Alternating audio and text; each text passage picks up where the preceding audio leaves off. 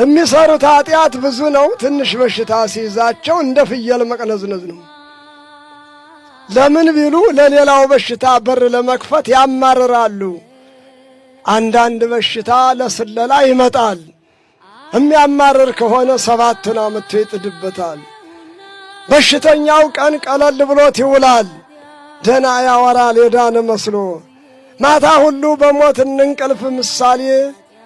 ምሳሌ እንቅልፍ ይለያል። በሽተኛው ብቻውን ሲሆን ሲተፋ ያድራል።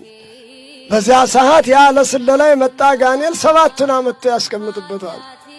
የባሰ እንዲህ ያረገ ባዶውን ቤት በሞላ ያዳርሳል። ለ7 አጋንንት እየከፈተ ይሰጣል። የሰው ልጅ በሁሉም ክፍት ከሆነ በልቡ ጸጸት፣ በአፉ ምስጋና፣ በሰውነቱ ቀና አስተሳሰብ፣ በሕይወቱ የሃይማኖት መዝገብ ከሌለ ባዶ ቤት ነውና ለሰይጣን ማደሪያ ይሆናል። የግድ ነው።